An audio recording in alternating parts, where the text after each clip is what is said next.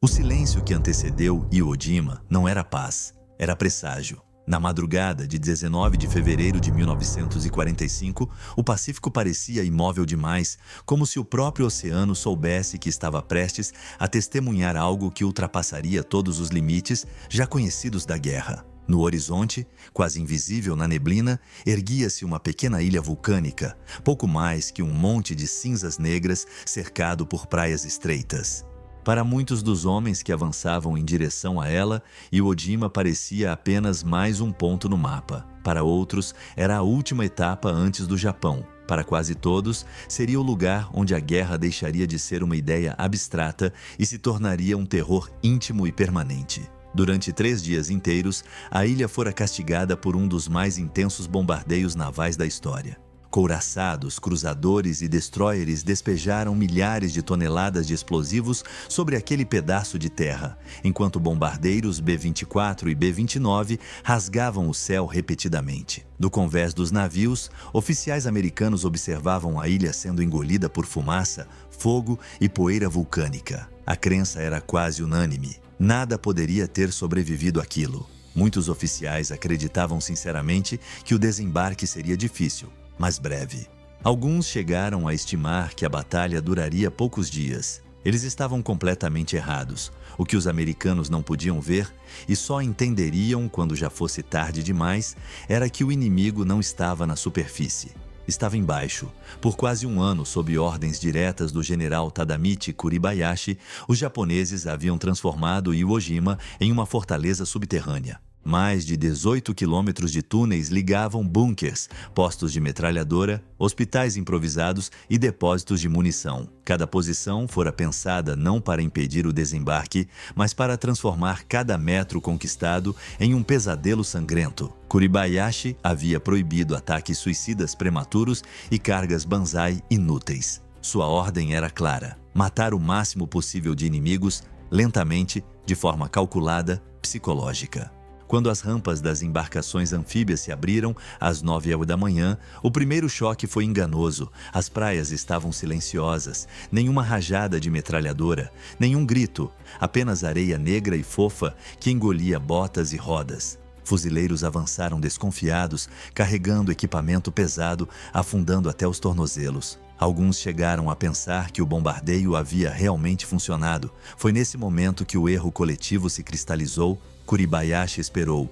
Somente quando as praias estavam lotadas, quando veículos, homens e suprimentos se acumulavam sem abrigo, veio a ordem. De repente, a ilha explodiu em fogo. Metralhadoras ocultas se abriram simultaneamente de dezenas de pontos diferentes. Canhões camuflados começaram a disparar a queima-roupa. Morteiros enterrados vomitavam estilhaços sobre a areia. Não havia uma linha de frente clara. O inimigo atirava de todos os ângulos, de posições invisíveis. Cada cratera que parecia proteção se tornava uma armadilha. O impacto psicológico foi imediato e devastador. Homens treinados, veteranos de Guadalcanal e Tarawa congelaram por segundos que pareceram eternos. Oficiais gritavam ordens que se perdiam no caos. Corpos começaram a se acumular na areia negra, tingindo-a de vermelho. Feridos gritavam por socorro, enquanto outros, ainda vivos, eram enterrados pela areia solta deslocada pelas explosões. O chão tremia constantemente, como se a própria ilha estivesse viva e quisesse expulsá-los. E isso era apenas o começo. Iwo Jima não oferecia árvores, prédios ou ruínas para abrigo. Tudo estava exposto. O Monte Suribachi, ao sul, dominava visualmente as praias e escondia uma complexa rede de casamatas. Cada avanço americano era observado, calculado e punido. A cada tentativa de movimento surgia fogo de um novo ponto que ninguém havia visto antes. Quando um bunker era destruído, outro, conectado por túneis, assumia imediatamente a função. Os japoneses não defendiam terreno, defendiam tempo e desgaste. Dentro dos túneis, a realidade era igualmente brutal. O ar era pesado, quente, carregado de enxofre. Muitos soldados japoneses passavam dias inteiros sem ver a luz do sol. Feridos eram tratados com recursos mínimos, muitas vezes sem anestesia. A água era racionada, a comida escassa. Ainda assim, a ordem de Kuribayashi era obedecida com uma disciplina quase fanática. Lutar até o fim, sem expectativa de resgate, sem honra na rendição. Cada soldado sabia que não sairia vivo dali. Do lado americano, a percepção de que aquela batalha seria diferente se espalhou rapidamente. Não se tratava apenas de conquistar uma ilha. Era um confronto direto com uma estratégia projetada para destruir a mente antes do corpo. A ausência de ataques suicidas imediatos confundia. O inimigo parecia invisível, paciente, quase onisciente. Cada noite trazia infiltrações silenciosas, tiros isolados, explosões repentinas. Não havia descanso real. O medo se tornava constante e corrosivo. À medida que as horas avançavam, os relatórios começaram a chegar aos navios. As baixas eram muito maiores do que o previsto. Unidades inteiras estavam presas nas praias. Tanques atolavam na areia ou eram destruídos por canhões ocultos. Médicos trabalhavam sem parar, muitas vezes sob fogo direto. O som dos gritos, das explosões e das ordens desesperadas se misturava em um ruído contínuo que parecia não ter fim. Naquele primeiro dia, tornou-se claro que Iwo Jima não seria apenas uma batalha. Seria uma prova extrema de resistência humana, onde cada decisão custaria vidas e cada erro seria pago em sangue. O que começara como um desembarque planejado para abrir caminho rumo ao Japão estava se transformando em algo muito mais sombrio, um aviso brutal do que aguardava qualquer tentativa de invasão ao território japonês. E enquanto o sol se punha sobre a ilha, iluminando a areia negra coberta de corpos e destroços, uma verdade silenciosa começava a se formar na mente dos sobreviventes. Eles não estavam apenas lutando contra soldados inimigos.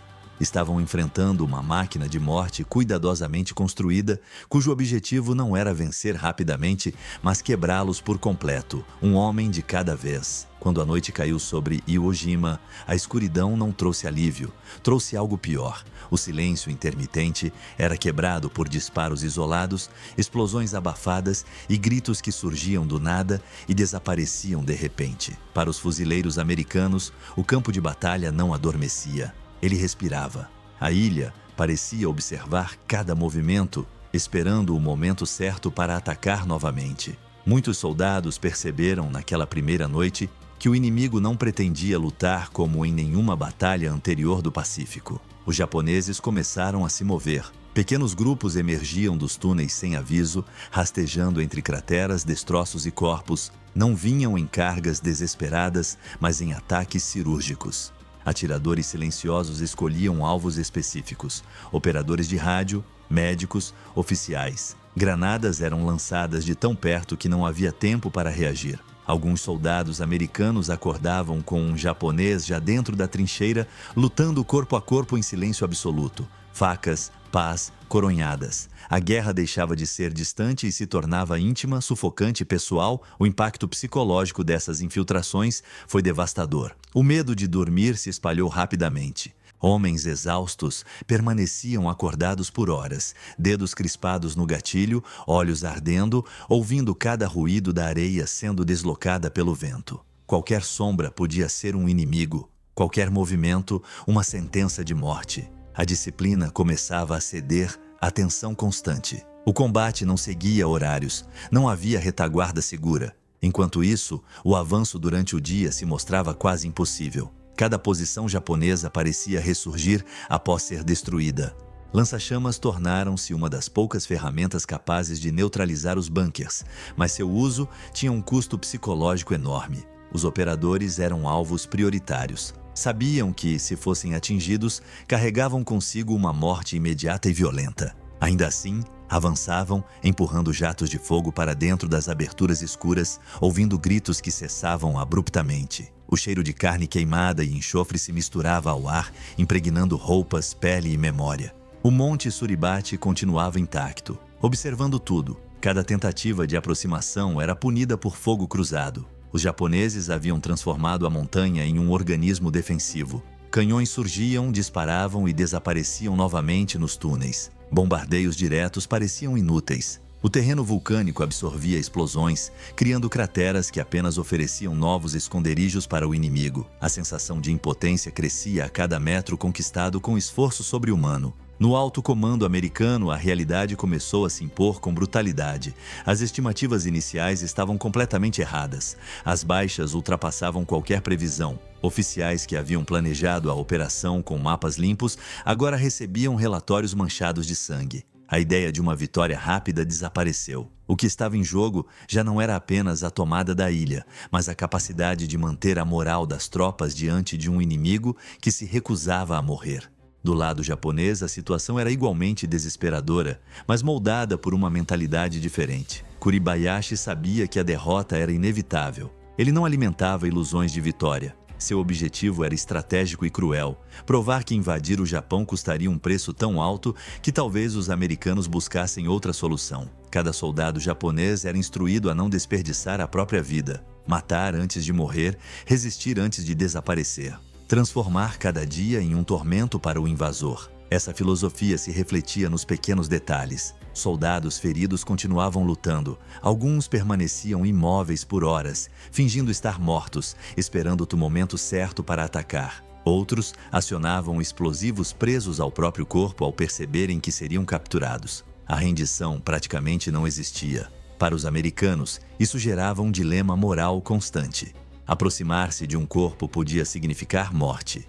A compaixão tornava-se um risco fatal. À medida que os dias passavam, o desgaste mental superava o físico. O barulho incessante, o calor, a poeira vulcânica que entrava nos pulmões, olhos e feridas abertas, tudo conspirava para quebrar o espírito humano. Muitos soldados relatariam mais tarde que Iwo Jima parecia um mundo separado da realidade, onde o tempo se distorcia e a sobrevivência de um minuto não garantia o próximo. A noção de normalidade desaparecia completamente.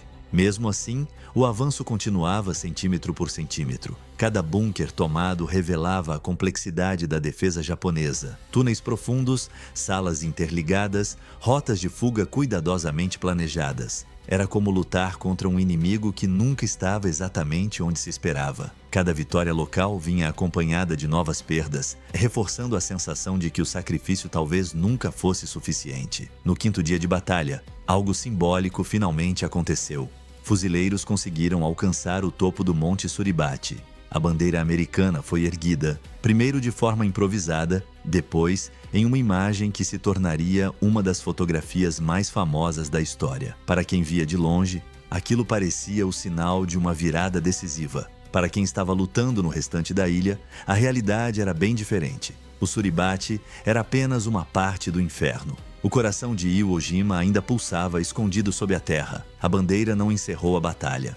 Não diminuiu o fogo inimigo, não reduziu as infiltrações noturnas. Para muitos soldados, ela foi apenas um lembrete cruel de que, mesmo quando símbolos de vitória surgem, a morte continua trabalhando em silêncio. A luta prosseguia ao norte, onde o terreno se tornava ainda mais irregular e os sistemas defensivos ainda mais densos. Iwo Jima começava a revelar sua verdadeira natureza. Não era apenas um campo de batalha, mas um experimento extremo sobre os limites da resistência humana. Uma guerra travada não apenas com armas, mas com medo, exaustão e determinação absoluta. Cada dia vivido ali arrancava algo irreversível de quem sobrevivia. E quanto mais os americanos avançavam, mais claro ficava que o pior ainda não havia chegado. À medida que a batalha avançava para o norte de Iwo Jima, a ilusão de progresso começou a se desfazer. O inimigo não recuava de forma convencional, ele simplesmente reaparecia em outro lugar. O terreno tornava-se mais irregular, cortado por ravinas, crateras profundas e elevações vulcânicas que ofereciam infinitos pontos de emboscada. Cada colina conquistada revelava outra ainda mais fortificada logo à frente. Os fuzileiros logo perceberam que haviam entrado na parte mais mortal da ilha, uma zona que os próprios japoneses chamavam de a linha de defesa final, mas que, na prática, parecia não ter fim. O sistema defensivo japonês no norte era mais sofisticado, mais profundo e mais cruel. Túneis ligavam posições distantes, permitindo que soldados surgissem atrás das linhas americanas horas depois de uma área ter sido declarada segura. Bunkers eram construídos em camadas com paredes espessas de concreto e rocha vulcânica, capazes de resistir a impactos diretos de artilharia. Algumas posições tinham aberturas falsas, projetadas apenas para atrair fogo, enquanto os verdadeiros pontos de tiro permaneciam ocultos, esperando o momento exato para disparar. Para os americanos, cada avanço parecia um erro caro. O conceito tradicional de frente de batalha simplesmente não funcionava. Não havia um antes e um depois, O perigo existia em todas as direções, inclusive no chão sob seus pés.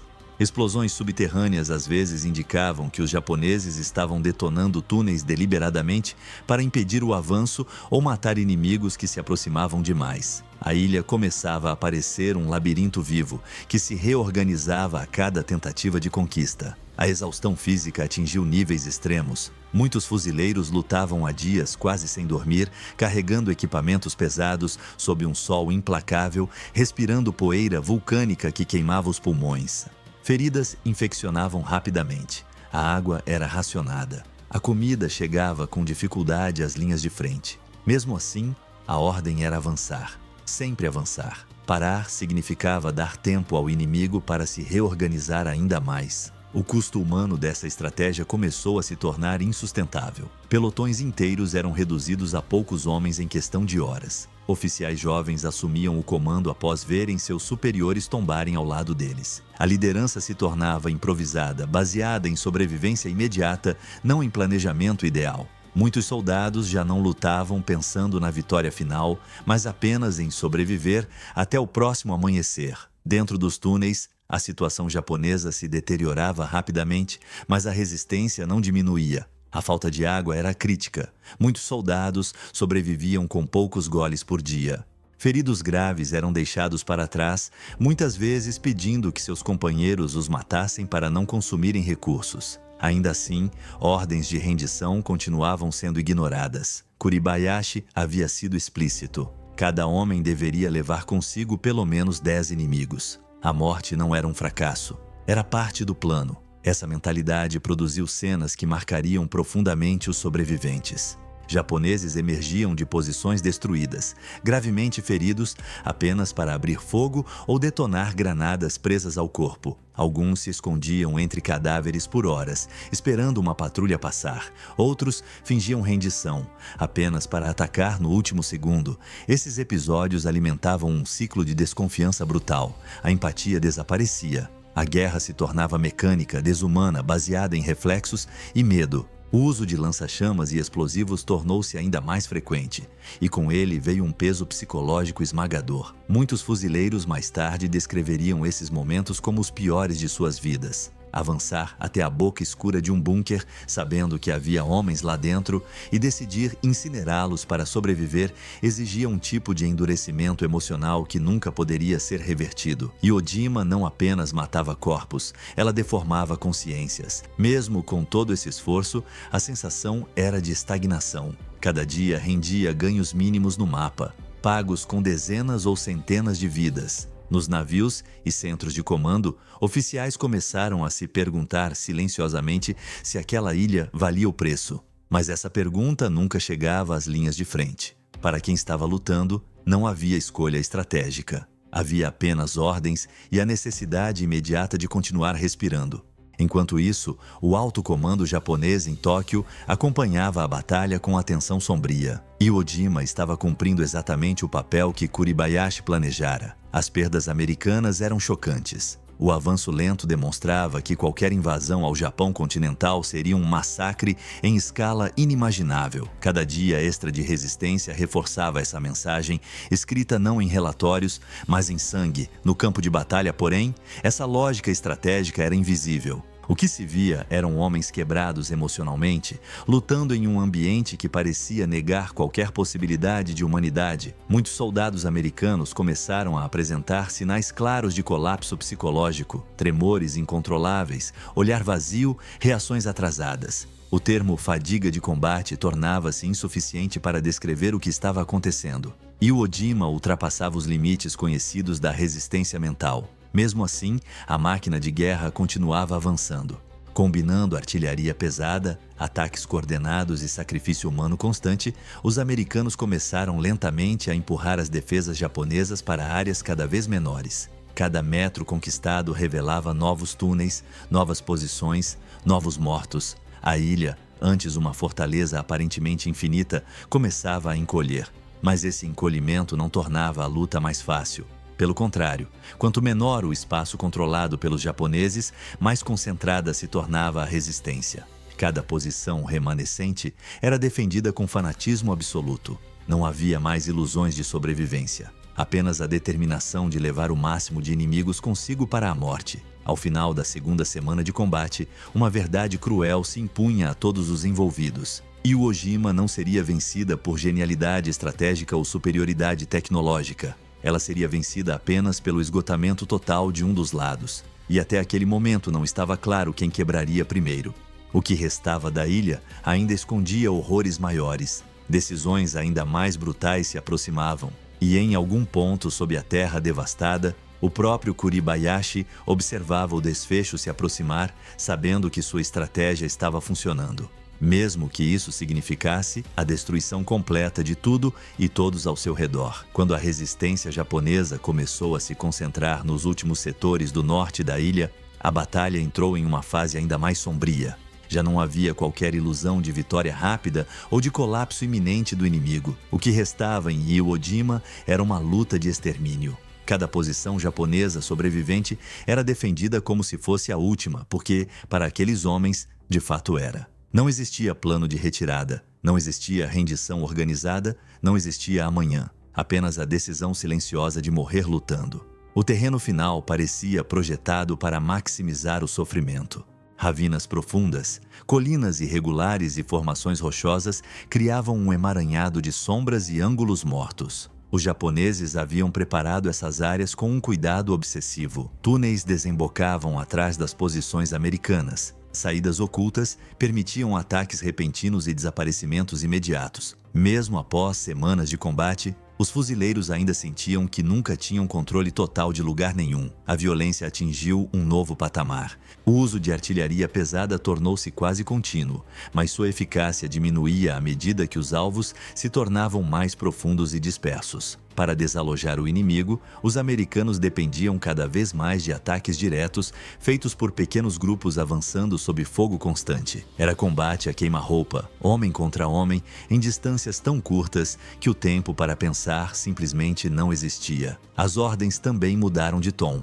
No início da campanha, ainda havia tentativas formais de pedir rendição por alto-falantes ou panfletos. Agora, essas tentativas praticamente cessaram. A experiência havia ensinado que aproximação significava morte. O campo de batalha endureceu os homens de uma forma irreversível. O instinto de sobrevivência se sobrepôs a qualquer outra consideração. A guerra havia se tornado puramente funcional. Matar ou morrer. Do lado japonês, a situação atingia níveis de desespero absoluto. A água praticamente acabara. Muitos soldados sobreviviam lambendo a umidade das paredes dos túneis ou recolhendo gotas de condensação com pedaços de pano. Feridos graves eram deixados para trás sem tratamento. Alguns se suicidavam para não atrasar os outros. Ainda assim, a disciplina permanecia intacta. Kuribayashi continuava enviando ordens por mensageiros subterrâneos, instruindo seus homens a resistir o máximo possível, a atacar à noite, a não desperdiçar munição. O general japonês entendia que sua própria morte se aproximava, mas isso não alterava sua estratégia. Ele acreditava que cada hora extra de resistência em Iwo Jima salvava o Japão de uma invasão imediata. Cada americano morto ali era, em sua lógica, um argumento silencioso contra um ataque direto às ilhas principais. Não se tratava mais de vencer a batalha. Tratava-se de influenciar o curso final da guerra por meio do sacrifício total. Entre os americanos, o desgaste psicológico começou a se manifestar de forma alarmante. Muitos soldados apresentavam sinais claros de colapso emocional. Alguns simplesmente paravam de reagir sob fogo, outros entravam em estados de fúria incontrolável durante os combates. Médicos e oficiais tentavam manter alguma estrutura, mas a intensidade constante tornava isso quase impossível. A linha entre coragem e desespero se tornava indistinguível. As noites continuavam sendo um terror particular. Mesmo com o avanço das linhas, infiltrações japonesas persistiam. Granadas eram lançadas em áreas aparentemente seguras. Disparos isolados mantinham todos acordados. O sono vinha em fragmentos de minutos, interrompido por explosões ou gritos. Muitos soldados relataram mais tarde que o medo constante da noite foi mais difícil de suportar do que os ataques diurnos. À medida que o cerco se fechava, episódios extremos tornaram-se mais frequentes. Japoneses gravemente feridos se arrastavam para posições americanas para detonar explosivos. Pequenos grupos lançavam ataques suicidas contra tanques e postos de comando. A distinção entre vida e morte tornava-se cada vez mais tênue. Para quem estava no campo de batalha, não havia espaço para reflexão moral. As decisões eram instantâneas e definitivas. O avanço americano, porém, era inexorável. Com reforços constantes e poder de fogo esmagador, as áreas controladas pelos japoneses diminuíam dia após dia. Cada posição perdida era substituída por outra ainda mais desesperada. O campo de batalha se transformava em um cemitério a céu aberto, onde corpos permaneciam onde caíam, muitas vezes impossíveis de remover sob fogo contínuo. O cheiro da morte impregnava tudo, tornando impossível esquecer onde se estava. Foi nesse contexto que muitos soldados começaram a compreender algo perturbador. Iwo Jima não era apenas uma batalha isolada, era um ensaio geral para algo muito maior. Se uma pequena ilha, com pouco mais de 20 km², exigira tamanha carnificina, o que aconteceria em uma invasão ao Japão continental, com milhões de defensores preparados para lutar até o fim? Essa pergunta começou a ecoar silenciosamente entre oficiais e soldados, mesmo que ninguém ousasse formulá-la abertamente. Enquanto isso, Kuribayashi sabia que o fim estava próximo. Suas comunicações tornavam-se cada vez mais escassas. Muitos de seus oficiais haviam morrido. As linhas de túnel estavam sendo destruídas uma a uma. Ainda assim, ele recusava qualquer gesto simbólico de rendição. Para ele, a única conclusão aceitável era morrer com seus homens no campo de batalha, mantendo até o último momento a pressão psicológica sobre o inimigo. Nos dias finais, os combates se tornaram caóticos e fragmentados.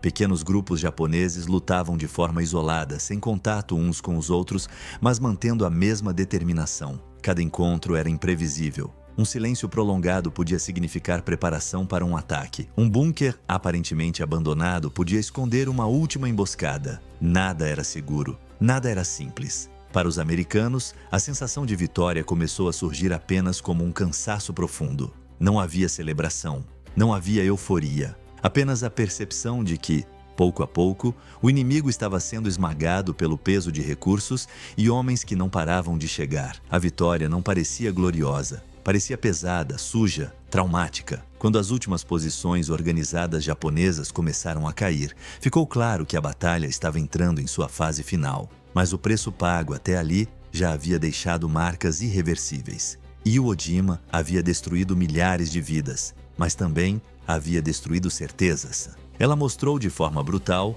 que a guerra no Pacífico não terminaria com gestos simbólicos ou vitórias rápidas. Terminaria apenas quando alguém estivesse disposto a cruzar limites ainda mais impensáveis. E enquanto os últimos defensores se preparavam para morrer e os atacantes avançavam mesmo sem forças, uma pergunta silenciosa pairava sobre a ilha devastada. Se este era o custo de uma pequena ilha vulcânica, o que restava ao mundo quando a guerra finalmente chegasse ao coração do Japão? O fim de Iwo Jima não chegou com um silêncio repentino, nem com um momento claro de encerramento. Ele se arrastou. Mesmo quando as últimas posições organizadas japonesas foram destruídas, a ilha continuou matando. Dias depois do que oficialmente foi declarado como o término da batalha, soldados americanos ainda eram mortos por disparos isolados, granadas lançadas de túneis ocultos ou ataques suicidas de homens que se recusavam a aceitar que tudo havia acabado. A guerra, ali, simplesmente não sabia como terminar. O general Tadamichi Kuribayashi desapareceu nos últimos dias de combate.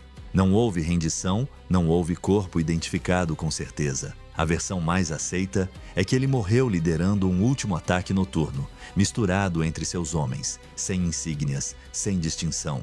Para Kuribayashi, morrer como símbolo não fazia sentido. Sua missão não era ser lembrado como herói, mas cumprir o objetivo estratégico até o último instante. E esse objetivo havia sido alcançado. Dos mais de 21 mil defensores japoneses em Iwo Jima, apenas algumas centenas foram capturados vivos. O restante morreu lutando, muitos deles enterrados nos próprios túneis que haviam cavado. Do lado americano, quase 7 mil mortos e mais de 20 mil feridos. Foi a única batalha do Corpo de Fuzileiros Navais em que as baixas americanas superaram as do inimigo. Cada número desses carregava histórias de corpos mutilados, mentes quebradas e vidas interrompidas antes do tempo. Quando a poeira finalmente começou a baixar, os sobreviventes caminhavam pela ilha como fantasmas. Não havia sensação de triunfo, não havia comemoração, apenas um cansaço profundo e uma dificuldade quase física de compreender que ainda estavam vivos. Muitos soldados relataram uma estranha culpa por terem sobrevivido quando tantos outros não haviam. Outros simplesmente não conseguiam sentir mais nada. Iwo Jima havia consumido emoções junto com carne e ossos. A famosa bandeira no Monte Suribachi, que para o mundo simbolizou vitória e heroísmo, tinha um significado muito diferente para quem esteve ali. Para os fuzileiros que continuaram lutando por semanas após aquela imagem, a bandeira não marcou o fim da batalha, mas apenas um pequeno momento em meio a um inferno prolongado. Muitos dos homens da fotografia morreriam dias depois. A imagem tornou-se eterna. O sofrimento, invisível. À medida que os relatórios finais chegavam a Washington, a verdadeira importância de Iwo Jima começou a se revelar. A ilha cumpriu seu papel estratégico, servindo como base para caças de escolta e pousos de emergência de bombardeiros B-29. Milhares de aviadores americanos salvaram a vida graças àquele pedaço de terra conquistado a um preço absurdo. Mas esse benefício militar vinha acompanhado de uma conclusão muito mais sombria. Iwo Jima provou algo que até então era apenas uma teoria. Se uma pequena ilha, isolada com pouco mais de 20 quilômetros quadrados, defendida por pouco mais de 20 mil homens, havia causado tamanha carnificina, o que aconteceria em uma invasão ao Japão continental? As estimativas começaram a circular silenciosamente entre líderes militares e políticos. Centenas de milhares de mortos, talvez milhões, não apenas soldados, mas civis, mulheres, crianças, idosos, todos preparados para resistir. A batalha deixou claro que o Japão não lutaria até ser derrotado, lutaria até ser destruído. Esse entendimento teve consequências diretas. Iwo Jima não foi apenas uma batalha vencida, foi uma mensagem recebida. Ela se somou a Okinawa, a Guadalcanal, a Saipan, formando um padrão impossível de ignorar. Cada ilha conquistada aproximava os Estados Unidos da vitória, mas também revelava o custo crescente dessa aproximação. O fim da guerra exigiria algo diferente. Algo que rompesse completamente a lógica do combate convencional. Enquanto isso, para os homens que sobreviveram, a guerra continuou dentro deles. Muitos retornaram para casa incapazes de explicar o que haviam vivido. Como descrever a sensação de lutar contra um inimigo invisível, de dormir com medo de fechar os olhos, de sobreviver em um ambiente onde a morte parecia onipresente? Iwo Jima não cabia em palavras comuns. Ela existia em pesadelos, silêncios prolongados e lembranças que surgiam sem aviso.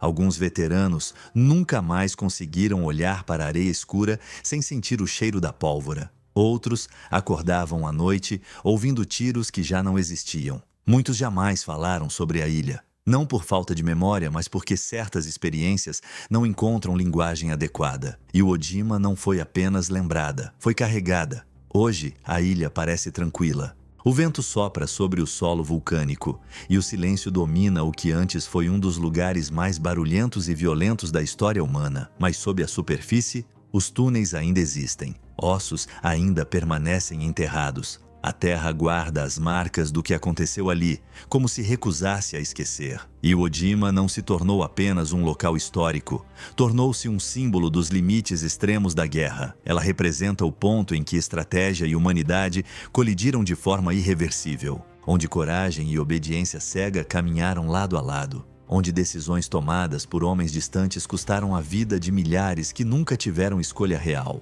Iwo Jima mostrou que, em certos momentos, vencer e sobreviver não são a mesma coisa. Ao final, os verdadeiros horrores de Iwo Jima não estão apenas nos números, nas fotografias ou nos relatos oficiais. Eles estão na transformação silenciosa de todos que passaram por lá, na certeza de que algo foi perdido para sempre naquele pedaço de terra. A ilha foi conquistada sim, mas o preço pago deixou uma pergunta que ecoa até hoje sem resposta definitiva. Quando uma vitória custa tanto, ela ainda pode ser chamada de vitória?